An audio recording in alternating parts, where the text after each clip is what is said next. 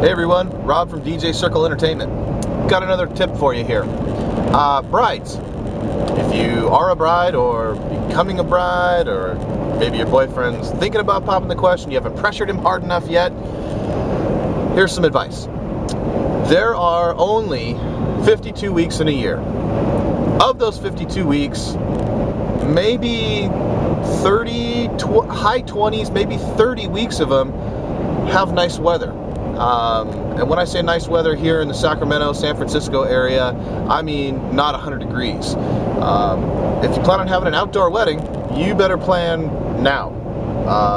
Preferably a year in advance. I've already have things booked out 18 months in advance. A year in advance is pretty normal for the primo dates. Primo dates are April, May, early June.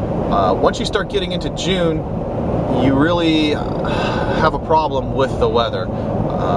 Everything from your guests being hot, overheated, grandma from the east, you know, maybe coming in from Wisconsin, she's not used to 100-degree heat. She's not going to be feeling well.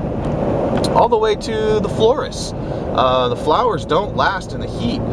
It has a big effect on a lot of different things that you wouldn't really think of, but primarily picking your date and getting your exact date really starts becoming a problem because of the weather. And if you want to have a spring wedding, early summer wedding, you're really talking about 6 or 8 available weeks. So there's maybe 16 at the most available days. Now that's considering if you're going to get married on a Friday, Saturday, you know. A lot of brides are getting married on Sundays now, which is cool. I like that. I'm all good with that. That's fantastic. So let's say, we'll say Friday, Saturday, Sunday. That's 24 available dates to get your prime date booked. You need to book now. Not only do the venues get booked up fast, the good DJs get booked up fast. And yes, I will consider myself a good DJ. I do about 40 plus weddings a year, most of which are referrals, so I think I'm in the good category. Now, that being said, you need to start looking for your DJ early, just like when you're looking for your venue. If you're trying to get those good dates, you better start early. Another thing you want to think about is if you're going to get one of those primo dates, cost. Everybody in the industry knows that there's only 16, on the outside chance 24, available primo dates to fill. And costs go up accordingly. The closer you get to those dates, the more the cost goes up.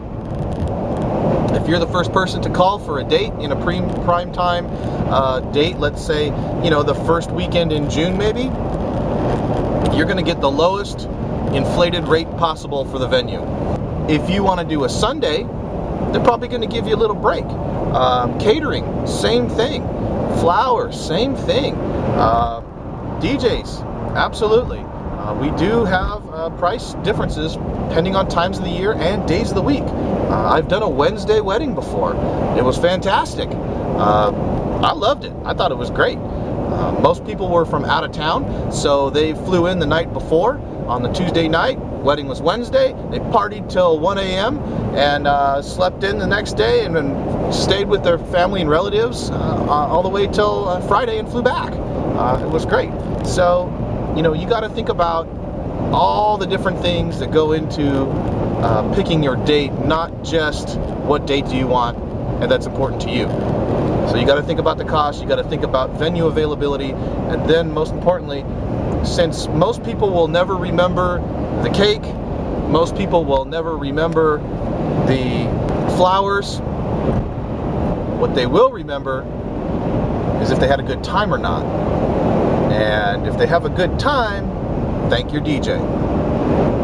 You got a good one. And you did your homework, and you booked ahead, and congratulations, because the longer you wait to secure the most important part of your wedding, you could pay the price.